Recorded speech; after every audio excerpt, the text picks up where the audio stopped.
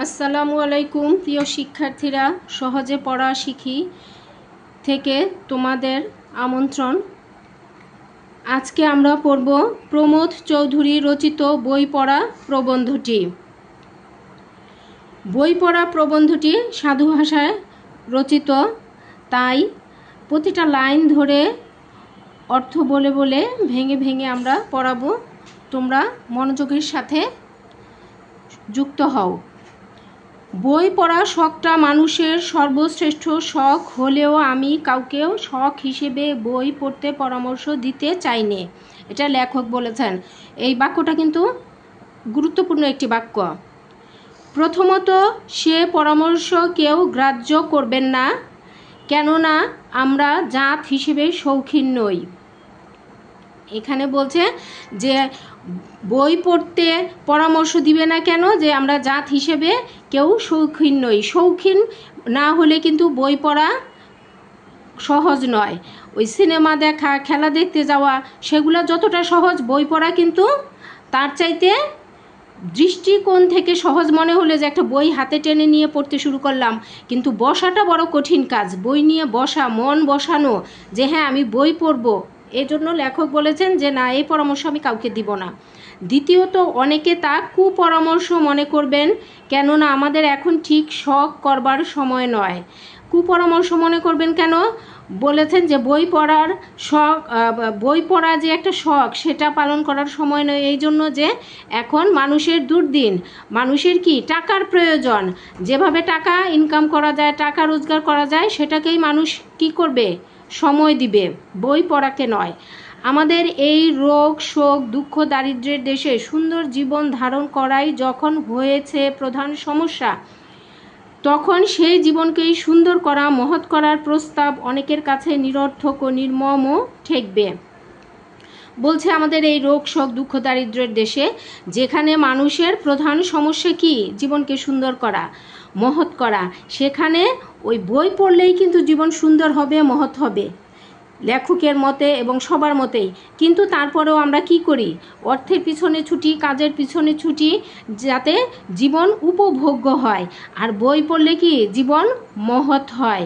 আমরা সেই মহৎ সুন্দর পিছনে না ছুটে অর্থের পিছনে ছুটি জীবনকে উপভোগ করার জন্য।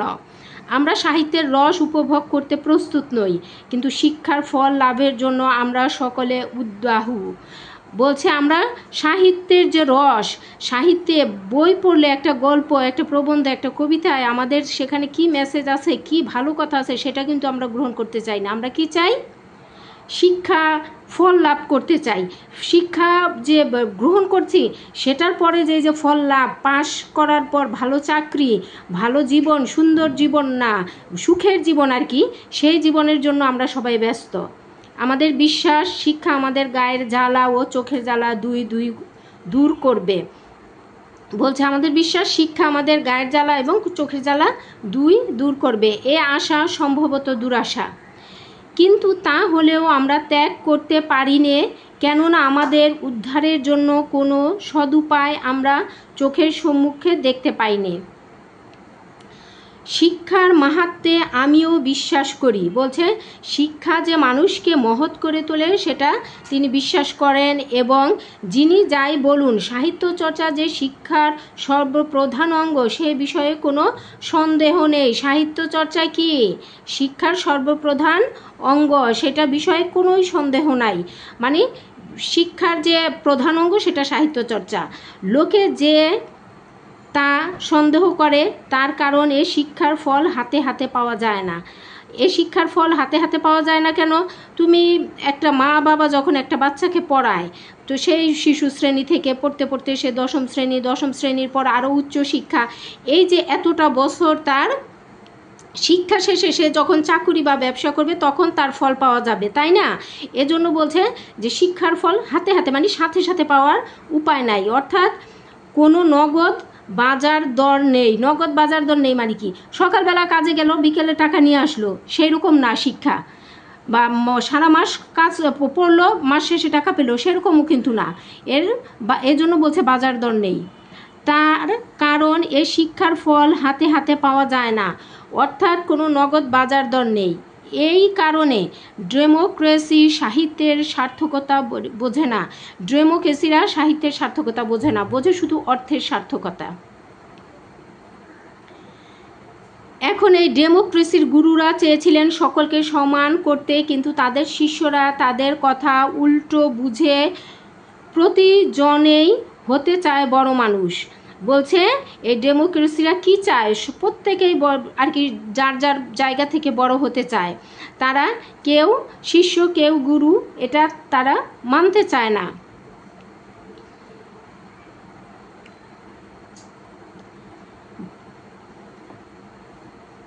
একটি বিশিষ্ট অভিজাত সভ্যতার উত্তরাধিকারী হয়েও ইংরেজি সভ্যতার সংস্পর্শে এসে আমরা ডেমোক্রেসির গুণগুলো আয়ত্তে করতে না পেরে তার দোষগুলো আত্মসাৎ করছি।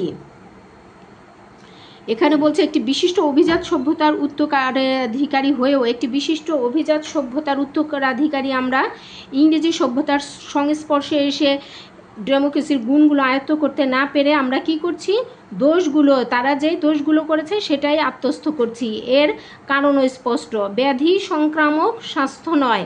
এটাও একটা গুরুত্বপূর্ণ লাইন।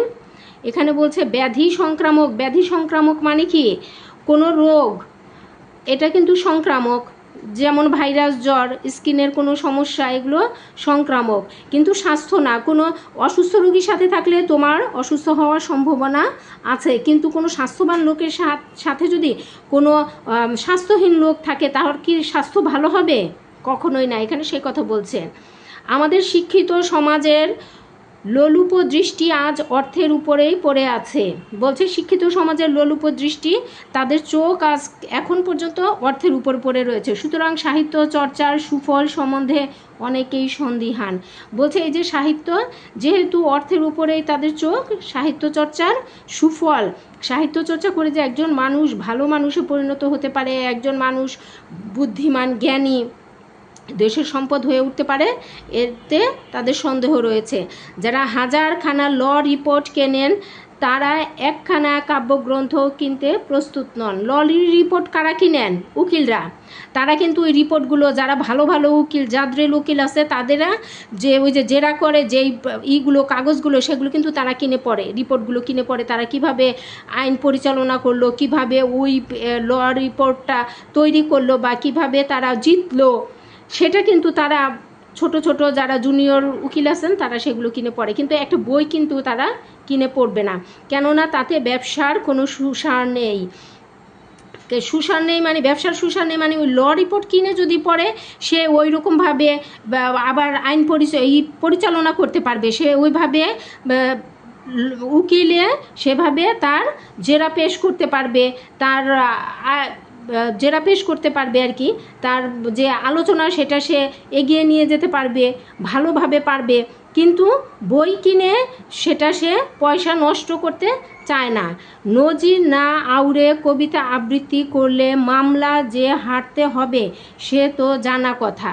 ওই যে বলছে নজির না, কোনো যদি অমুক জায়গায় ওইটা হয়েছে, কোথাও কোনো কিছু ঘটনা ঘটেছে, সেই ঘটনার সত্যতা যাচাই করেই তার কি মামলা লড়তে হবে, না হলে তো মামলায় হেরে যাবে উকিল সাহেব। এজন্য সে ওই সমস্ত ল রিপোর্ট কিনে কিনে পড়ে। কিন্তু যে কথা জজ শোনে না তার যে কোনো মূল্য নেই, এটাই হচ্ছে পেশাদারদের মহাভ্রান্তি। মানে বই পড়লে, বই কিনে পড়লে ওইটার টাকাটা সম্পূর্ণই লস হচ্ছে, ওই টাকাটা তো আর ফেরত আসছে না, এবং জজ সাহেব তো ওই বইয়ের কথা শুনবে না। জ্ঞানের ভাণ্ডার যে ধনের ভাণ্ডার নয়, এ সত্য তো প্রত্যক্ষ। বলছে জ্ঞানের ভাণ্ডার যে ধনের ভাণ্ডার নয়, এ কথা সত্য। মানে জ্ঞান অর্জন করলে, আর জ্ঞানী ব্যক্তিকে কি সাথে কি অনেক টাকা পয়সা থাকবে? জ্ঞান অর্জন করলে সাথে সাথে কি টাকা উড়ে উড়ে তার পকেটে আসবে? না। ওই ল রিপোর্টে যদি পড়ে সে ভালোভাবে মামলা পরিচালনা করতে পারে তাহলেই তার টাকা আসবে। কিন্তু সমান প্রত্যক্ষ না হলেও সমান সত্য যে এ যুগে যে জাতির জ্ঞানের ভাণ্ডার শূন্য, সে জাতির ধনের ভারেও ভবানী। এটাও একটা গুরুত্বপূর্ণ লাইন। যে জাতির জ্ঞানের ভাণ্ডার শূন্য, যার জ্ঞান নাই, তার কিন্তু ধনও নাই, টাকা পয়সারও সম্ভাবনা নাই। তারপর যে জাতি মনে বড় নয় সে জাতি জ্ঞানেও বড় নয়। যে জাতির মন ছোট তার জ্ঞানও বাড়ে না। কেননা ধনের সৃষ্টি যেমন জ্ঞান সাপেক্ষ, তেমনি জ্ঞানের সৃষ্টিও মন সাপেক্ষ। ধনের সৃষ্টি বলছে জ্ঞান সাপেক্ষ হলে আবার জ্ঞানের সৃষ্টিও মন সাপেক্ষ। মন ছাড়া জ্ঞান অর্জন করা যায় না। মানুষের মনকে সরল, সচল, সরাগ ও সমৃদ্ধ করার ভার আজকের দিনে সাহিত্যের উপরও ন্যস্ত হয়েছে। এই যে মানুষের মনকে সহজ, সরল, সচল, সরাগ ও সমৃদ্ধ করার ভার আজকের দিনে সাহিত্যের উপর ন্যস্ত হয়েছে। মানে ওই সাহিত্য পাঠের উপর, যে সাহিত্য পাঠ করে তার মন, চিন্তা সব কিছুই ভালো থাকে। কেননা মানুষের দর্শন, বিজ্ঞান, ধর্মনীতি, অনুরাগ, বিরাগ, আশা, নৈরাশ্য, তার অন্তরের স্বপ্ন ও সত্য, এই সকলের সমবায়ে সাহিত্যের জন্ম। এই যে এত কিছুর সমন্বয়ে সাহিত্য সৃষ্টি হয়েছে, কাজেই এই সাহিত্য কিন্তু যেমন তেমন না। এটা যে অর্জন করবে সে সত্যিকারেরই জ্ঞানী হবে।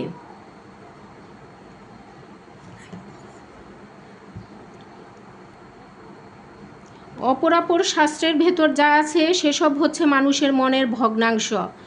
তার পুরো মনটার সাক্ষাৎ পাওয়া যায় শুধু সাহিত্যে।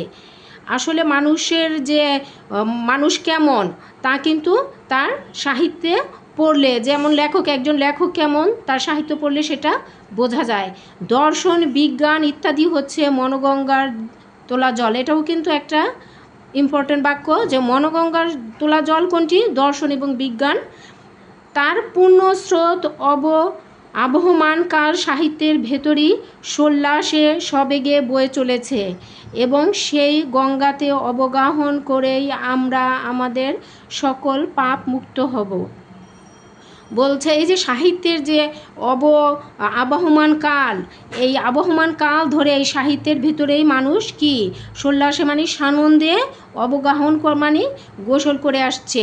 এর ভিতরেই ডুব দিয়ে চুপ খেয়ে মানুষ সাহিত্যের কি করছে? রস আস্বাদন করছে। অতএব দাঁড়ালো এই যে আমাদের বই পড়তে হবে, কেননা বই পড়া ছাড়া সাহিত্য চর্চার উপায়ান্তর নেই। এখানে বলছে যে সাহিত্য চর্চা তুমি করতে চাচ্ছ, কিন্তু ঘুমিয়ে শুয়ে টিভি দেখে, সিনেমা দেখে, খেলাধুলা করে কিন্তু সাহিত্য চর্চা হবে না। সাহিত্য চর্চার জন্য কি করতে হবে? বই অবশ্যই পড়তে হবে। উপায়ান্তর শব্দের অর্থ হচ্ছে অন্য কোনো উপায় নেই। ধর্মের চর্চা চাই কি মন্দিরের বাইরেও করা চলে। দর্শনের চর্চা গুহায়, নীতির চর্চা ঘরে এবং বিজ্ঞানের চর্চা জাদুঘরে। এগুলো প্রত্যেকটাই কিন্তু এক একটা নৈর্ভিত্তিক বহু নির্বাচনী প্রশ্ন। কিন্তু সাহিত্য চর্চার জন্য চাই লাইব্রেরি। এই যে সাহিত্য চর্চা যে আমরা করব, এর জন্য কি চাই? আমাদের লাইব্রেরি। ও চর্চা মানুষে কারখানাতেও করতে পারে না, চিড়িয়াখানাতেও নয়। এইসব কথা যদি সত্য হয় তাহলে আমাদের মানতেই হবে যে সাহিত্যের মধ্যেই আমাদের জাত মানুষ হবে। আমাদের জাত মানুষ হবে মানে কি? আমাদের জাতি সুশিক্ষিত হবে।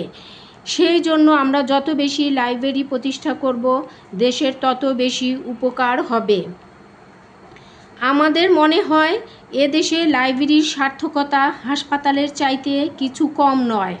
বলছে হাসপাতালে কি রোগীর চিকিৎসা করা হয়, লেখক বলছেন যে লাইব্রেরির প্রয়োজনীয়তা হাসপাতালের চাইতে কোনো অংশেই কম না, এবং স্কুল কলেজের চাইতে একটু বেশি। বলছে আমরা লেখাপড়ার জন্য যে স্কুল কলেজ প্রতিষ্ঠা করি, স্কুল কলেজে যাই, তার চাইতে একটু বেশিই হচ্ছে লাইব্রেরির প্রয়োজনীয়তা।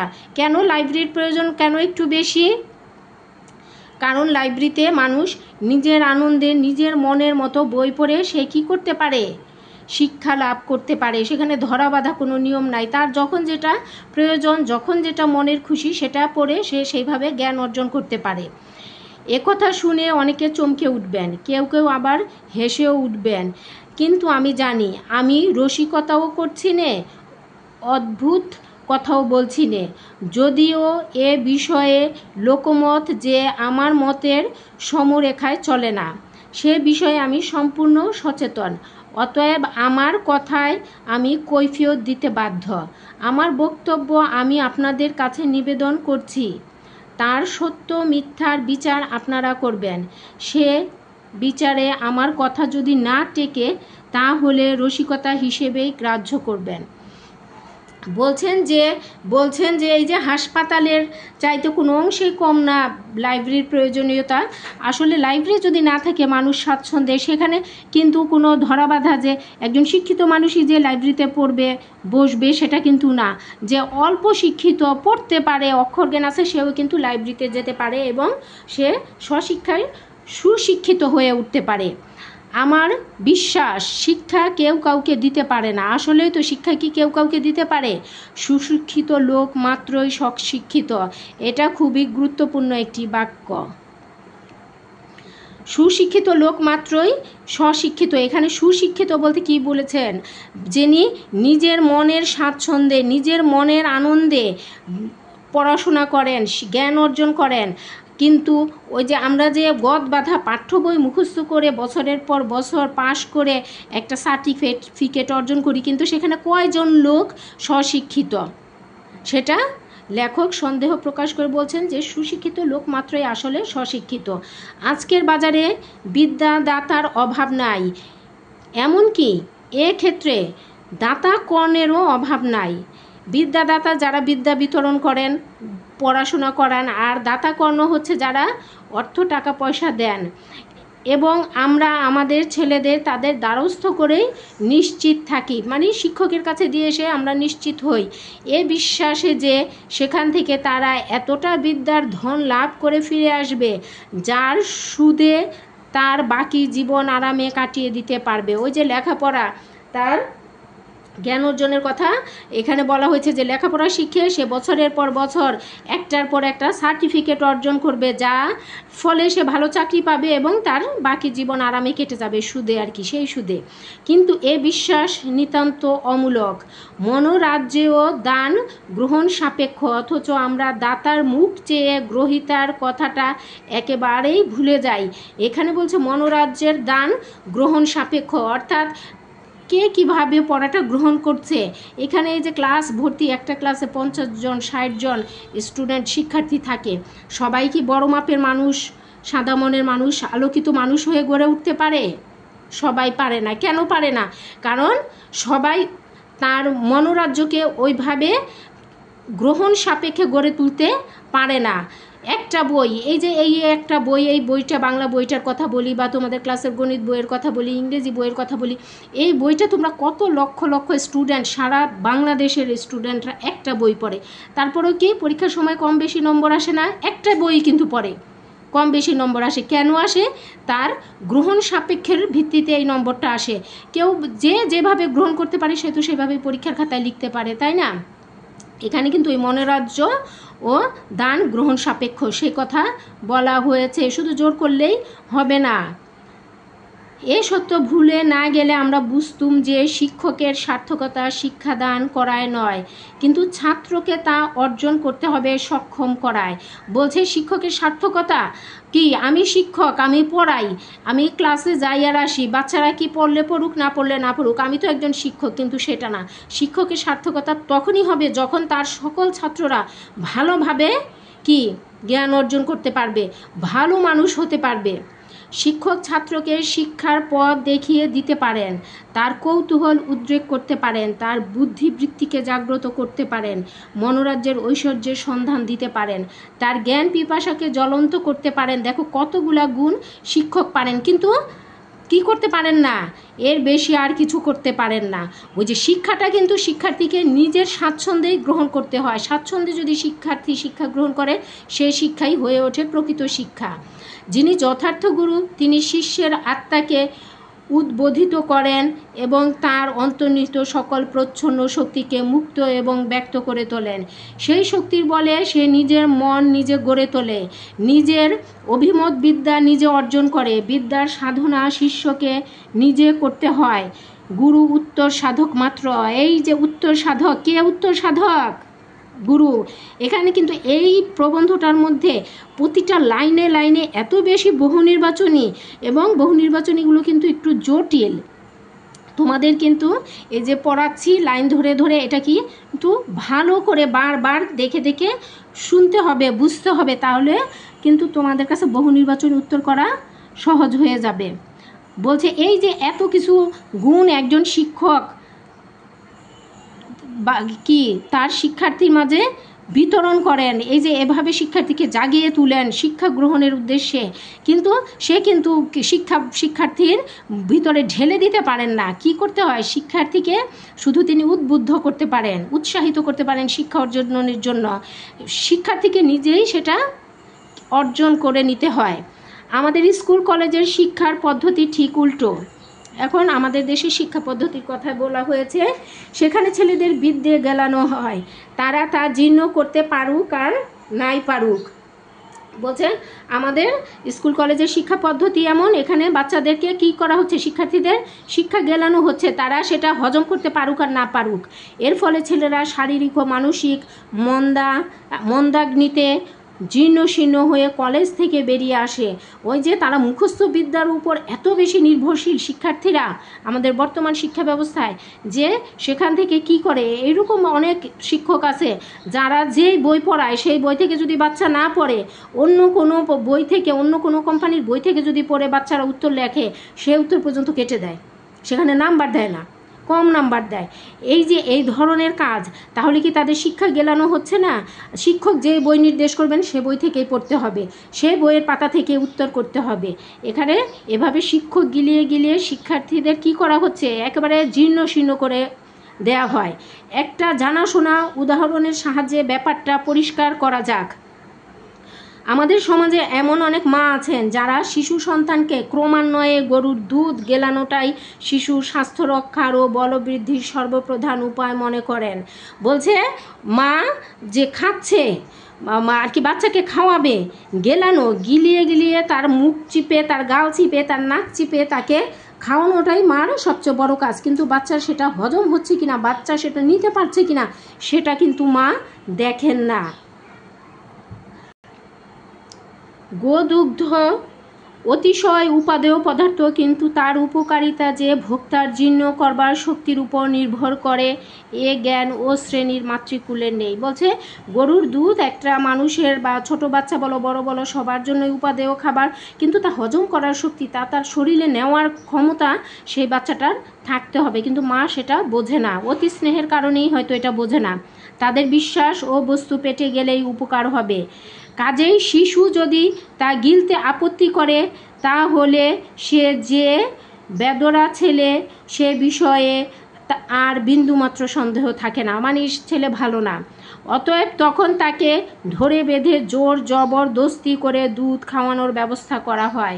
শেষটায় সে যখন এই দুগ্ধপান ক্রিয়া হতে অব্যাহতি লাভ করবার জন্য মাথা নাড়তে, হাত পা ছুটতে শুরু করে, তখন স্নেহময়ী মাতা বলেন, আমার মাথা খাও, মরা মুখ দেখো, এই ঢোক, আর এক ঢোক, আর এক ঢোক ইত্যাদি।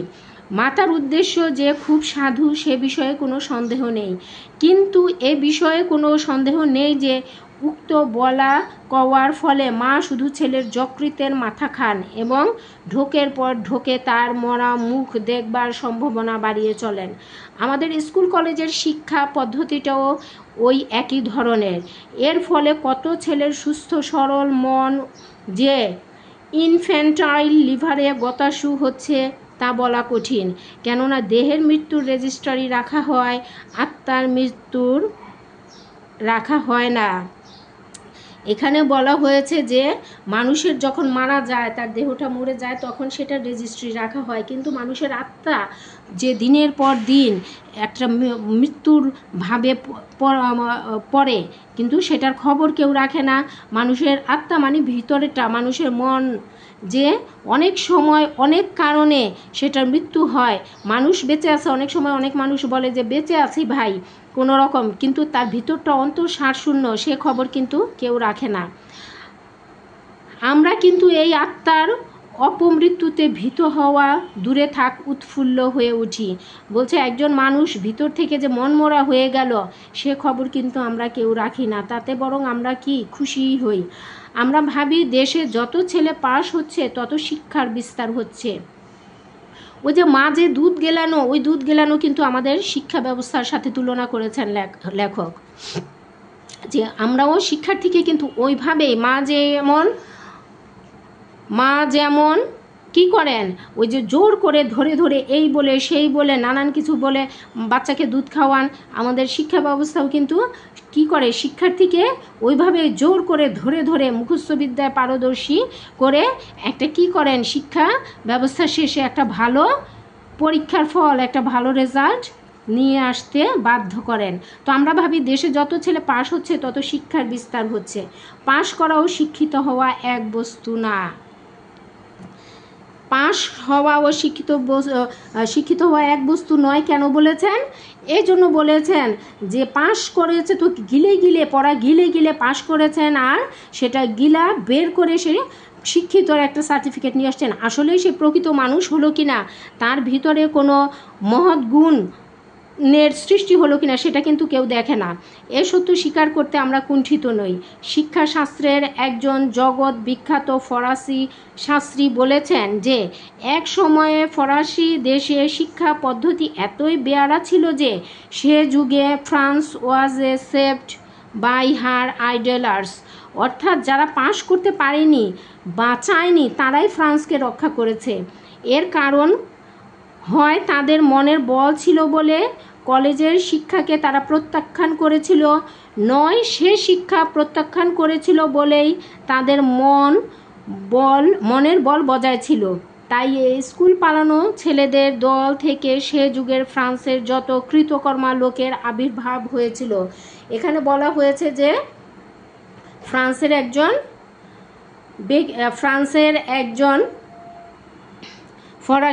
ফরাসি বলছেন, কি বলছেন, যে তারাই তাদের দেশকে রক্ষা করেছে যারা ভালো পড়াশোনা করতে পারেনি। ভালো পড়াশোনা করে যারা জজ, ব্যারিস্টার, ডাক্তার, উকিল হয়ে গেছেন, চিকিৎসক হয়ে গেছেন, তারা পারেনি। কিন্তু সাধারণ যারা ছিল, শিক্ষা থেকে যারা ছিটকে পড়েছিল, তারাই এক সময় তাদের ফ্রান্সকে রক্ষা করেছে। এখানে বলছে হয় তাদের মনের বল বা মনের জোর ওই শিক্ষা থেকে এদিকে ছিটকে আসার পর বেশি হয়েছিল, অথবা বেশি ছিল বলেই তারা ছিটকে এসেছিল। সে যুগে ফ্রান্সে কী রকম শিক্ষা দেওয়া হতো তা আমরা জানা নাই, তবু আমি জোর করে বলতে পারি যে এ যুগে আমাদের স্কুল কলেজের শিক্ষায় যে রীতি চলছে তার চাইতে সেই শিক্ষা পদ্ধতি কখনোই নিকৃষ্ট ছিল না। বলছে ওই ফ্রান্সের যে ওই সময়ে যে কীরকম শিক্ষা ব্যবস্থা ছিল, আমাদের যুগে যে আমাদের এখনে যে শিক্ষা ব্যবস্থা ছিল তার চাইতে নিকৃষ্ট, মানে মন্দ ছিল না, তার চেয়ে ভালো ছিল। সকলেই জানেন যে বিদ্যালয়ে মাস্টার মহাশয়েরা নোট দেন এবং সেই নোট মুখস্থ করে ছেলেরা হয় পাস। এর জুড়ি আর একটি ব্যাপারও আমাদের দেশে দেখা যায়। এদেশে একদল বাজিকর আছে যারা বন্দুকের গুলি থেকে আরম্ভ করে উত্তরোত্তর কামানের গোলা পর্যন্ত গলধকরণ করে। এখানে বলছে বন্দুকের গুলিও বাচ্চারা হজম করে, কামানের গোলাও বাচ্চারা হজম করে। কেন করে? পাশ করার জন্য। এরপর একে একে সবগুলো উগলে দেয় মানে বের করে। এর ভেতর যে অসাধারণ কৌশল আছে সে বিষয়ে কোনো সন্দেহ নেই। কৌশল আছে মানে কি? মুখস্থ করে করে সেটা রাখে এবং সময় মতো উগলে দেয়। কখন উগলে দেয়? পরীক্ষার হলে। কিন্তু এই গেলার উগলানোর দর্শকদের কাছে তামাশা হলেও বাজিকরের কাছে তা প্রাণান্ত ব্যাপার। আর কি একেবারে জান যায় প্রাণ যায় এই অবস্থা। যে এই কাজ করেন ও কারদানি করা তার পক্ষে যেমন কষ্টসাধ্য তেমনি অপকারী। বলছে যে এই গিলে আর বের করে, সে না বোঝে এই গিলা আর বের করার কতটা কষ্টসাধ্য। বলা বাহুল্য সে বেচারা লোহার গোলাগুলো এক কণাও জীর্ণ করতে পারেন না, এক কণাও হজম করতে পারেন না, মানে মন থেকে সেটা গ্রহণ করতে পারে না। আমাদের ছেলেরাও তেমনি নোট নামক গুরুদত্ত নানা আকারের ও নানা প্রকারের গোলাগুলো বিদ্যালয়ের গলধকরণ করে পরীক্ষালয়ে তা উদ্গীরণ করে দেয়। বলছে ক্লাসের পড়াগুলো মুখস্থ করে এবং পরীক্ষার হলে যে সেগুলো উদ্গীরণ মানে বমি করে ফেলে। এজন্য সমাজ তাদের বাহাবা দেয় দিক, কিন্তু মনে যেন না ভাবে যে এতে জাতির প্রাণ শক্তি বাড়ছে। বলছে এতে জাতির প্রাণ শক্তি বাড়ে না। বা জাতির প্রাণ শক্তি বাড়ে কিসে? শিক্ষার্থী যদি স্বাচ্ছন্দ্যে হেসে খেলে কোনো পড়া মুখস্থ করতে পারে। আপনি আপনার তুমি এই যে নিজের ছোট ভাই বা ছেলে মেয়ের দিক থেকে আমরা এটা লক্ষ্য করতে পারি যে স্বাচ্ছন্দ্যে যে পড়া সে পড়া কিন্তু দীর্ঘদিন মনে থাকে, সেটা কেউ কখনো ভোলে না। আমরা নিজেরাও দেখি যে পড়া আমরা ছোটোবেলা হাসতে হাসতে নাচতে নাচতে খেলতে খেলতে পড়ে আসছি, খেলার সময় যেই ছড়াগুলো খেলতে খেলতে পড়ে আসছি সেগুলো কিন্তু কেউ কখনো ভোলে না। কিন্তু জোর করে দুই একটা বর্ণ যাই জীবনে পড়েছি সেগুলো কিন্তু মনে নাই। স্কুল কলেজের শিক্ষা যে অনেকাংশে ব্যর্থ সে বিষয়ে প্রায় অধিকাংশ লোকই একমত। আমি বলি শুধু ব্যর্থ নয়, অনেক স্থলে মারাত্মক। কেননা আমাদের স্কুল কলেজের ছেলেদের স্বশিক্ষিত হবার যে সুযোগ দেয় না, শুধু তাই নয়, স্বশিক্ষিত হবার শক্তি পর্যন্ত নষ্ট করে। আমাদের শিক্ষাযন্ত্রের মধ্যে যে যুবক নিষ্পেষিত হয়ে বেরিয়ে আসে তার আপনার বলতে আর বেশি কিছু থাকে না, যদি না তার প্রাণ অত্যন্ত করা হয়। সৌভাগ্যের বিষয় এই ক্ষীণ প্রাণ জাতির মধ্যেও জনকতক এমন কঠিন প্রাণের লোক আছে, এখনও শিক্ষা পদ্ধতিও তাদের মনকে জখম করলেও একেবারে বধ করতে পারে না। বলছে এই শিক্ষা ব্যবস্থা, এই যে মুখস্থবিদ্যা না বুঝে মুখস্থ করা, এইটা যে মানুষকে কি একেবারে শেষ করে দিলেও কিন্তু জখম করতে পারে না, বা জখম করলেও তাকে শেষ করতে পারে না, এমন একটা খেলায় মেতে থাকে। আমি লাইব্রেরিকে স্কুল কলেজের উপরে স্থান দেই এই কারণে যে বলছে লাইব্রেরিকে বলছে না স্কুল কলেজের উপরে স্থান, এই স্থলে লোকে স্বেচ্ছায় স্বচ্ছন্দ চিত্তে স্বশিক্ষিত হবার সুযোগ পায়। মানে স্বেচ্ছায় আমি যে বললাম, আমি কিছুক্ষণ আগে বলছি যে সে তার পছন্দ মতো খেয়াল খুশি মতো অভিরুচি মতো বই নিয়ে পড়তে পারে। প্রতিটি লোক তার স্বীয় শক্তি ও রুচি অনুসারে নিজের মনকে নিজের চেষ্টায় আত্মার রাজ্যে জ্ঞানের পথে এগিয়ে নিয়ে যেতে পারে। স্কুল কলেজ বর্তমানে আমাদের যে অপকার করছে সে অপকারের প্রতিকারের জন্য শুধু নগরে নগরে নয়, গ্রামে গ্রামে লাইব্রেরি প্রতিষ্ঠা করা কর্তব্য। বলছে যত বেশি লাইব্রেরি হবে মানুষ তত বেশি পড়তে পারবে, পড়ার সুযোগ পাবে, স্বশিক্ষিত হওয়ার সুযোগ পাবে। আমি পূর্বে বলেছি যে লাইব্রেরি হাসপাতালের চাইতে কম উপকারী নয়। তার কারণ আমাদের শিক্ষার বর্তমান অবস্থায় লাইব্রেরি হচ্ছে একরকম মনের হাসপাতাল। লাইব্রেরিকে এখানে লেখক মনের হাসপাতাল বলেছেন। অতঃপর আপনারা জিজ্ঞাসা করতে পারেন যে বই পড়ার পক্ষ নিয়ে এ ওকালতি করবার, বিশেষত প্রাচীন নজির দেখাবার কি প্রয়োজন ছিল? বই পড়া যে ভালো তা কে না মানে? আমার উত্তর, সকলে মুখে মানলেও কাজে মানে না। মুসলমান ধর্মে মানবজাতি দুই ভাগে বিভক্ত, যারা কেতাবি আর যারা তা নয়। বাংলায় শিক্ষিত সমাজে যে পূর্ব দলভুক্ত নয় একথা নির্ভয়ে বলা যায় না। বলছে বাংলাদেশে শিক্ষিত সমাজ যে পূর্ব দলভুক্ত, আগের দলভুক্ত নয় একথা বলা যায় না। আমাদের শিক্ষিত সম্প্রদায় মোটের ওপর বাধ্য না হলে বই স্পর্শ করে না। বলছে আমাদের শিক্ষিত যে লোকেরা আছে, ছেলে মেয়ের কথাবাদী, যারা শিক্ষা অর্জন করে প্রতিষ্ঠিত হয়ে গেছে, তারা কিন্তু খুব বেশি এমন কোনো নজির পাওয়া যায় না তারা অবসর সময়ে বই পড়ে। ছেলেরা যে নোট পড়ে এবং ছেলেরা বাপের যে নজির পড়েন, দুই বাধ্য হয়ে, অর্থাৎ পেটের দায়ে। পেটের দায়ে কেন বই পড়েন, নজির পড়েন? নজির অর্থ হচ্ছে ওকালতির যে নজির। আর বলছে ছেলের বাপেরা যে নজির পড়েন আর ছেলেরা যে বই পড়ে সেটাই পেটের দায়ে। পেটের দায়ে মানে কি? অর্থ উপার্জনের কারণে, যে পড়াশোনা ভালো হলে একটা ভালো রেজাল্ট হবে, ভালো রেজাল্ট হলে ভালো চাকরি হবে, এটাই কিন্তু পেটের দায়। আর এই কারণেই ছেলে বই পড়ে আর ছেলের বাপের কি করে? নজির পড়ে। সেই জন্য সাহিত্য চর্চা দেশে একরকম নেই বললেই হয়, কেননা সাহিত্য সাক্ষাৎভাবে উদরপূর্তির কাজে লাগে না। বলছে যে সাহিত্য কি করলে, গল্প, কবিতা, উপন্যাস, কোনো একটা ভালো কথা, এগুলো পড়লে কিন্তু সাক্ষাৎভাবে কি লাগে না, সাক্ষাৎ মানে সরাসরি এগুলো অর্থ উপার্জনে কাজে লাগে না। বাধ্য হয়ে বই পড়ায় আমরা এতটা অভ্যস্ত হয়েছি যে কেউ স্বেচ্ছায় বই পড়লে আমরা তাকে নিষ্কর্মার দলেই ফেলে দেই। বই কেউ যদি শখ করে পড়ে আমরা তখন কি বলি? কাজ নাই, কর্ম নাই, কিছু করে না, সে বসে বসে শুয়ে বসে বই পড়ে। অথচ একথা কেউ অস্বীকার করতে পারবেন না যে যে জিনিস স্বেচ্ছায় না করা যায় তাতে মানুষের মনের সন্তোষ নেই। মানে ইচ্ছা করে না করলে কিন্তু সেটাতে মানের খুশি থাকে না মানুষের মন। একমাত্র উদরপূর্তিতে মানুষের সম্পূর্ণ মনতুষ্টি হয় না। বলছে খেলেই কিন্তু মানুষের মন ভরে না। কথা আমরা সকলেই জানি যে উদরের দাবি রক্ষা না করলে মানুষের দেহ বাঁচে না। বলছে উদরের দাবি মানে কি? খাওয়া দাওয়াকে বোঝানো হয়েছে। খাওয়া দাওয়া ঠিক মতো না করলে মানুষ বাঁচে না। দেহ রক্ষা অবশ্য সকলেরই কর্তব্য, কিন্তু আত্মরক্ষাও অকর্তব্য নহে। এখানে আত্মরক্ষা মানে তার আত্মার রক্ষা, আত্মার যে রক্ষা, ভিতরের যে একটা কি আছে, আত্মা আছে, মন বলে একটা জিনিস আছে, সেটারও রক্ষা এখানে বলছে অকর্তব্য নয়, মানে সেটাও রক্ষা মানুষের কর্তব্য। মানবের ইতিহাসের পাতায় পাতায় লেখা রয়েছে যে মানুষের প্রাণ মনের সম্পর্ক যত হারায় ততই সে দুর্বল হয়ে পড়ে। প্রাণ আর মনের সম্পর্ক যতটা বিচ্ছিন্ন হয় মানুষ তখনই সে দুর্বল হয়ে পড়ে। মানুষের যখন প্রাণের সাথে মনের একটা সুন্দর যোগাযোগ থাকে, সুন্দর বোঝাপড়া থাকে, তখনই কিন্তু সে সবল এবং সতেজ থাকে। মনকে সজাগ ও সবল রাখতে না পারলে জাতির প্রাণ যথার্থ স্ফূর্তি লাভ করে না।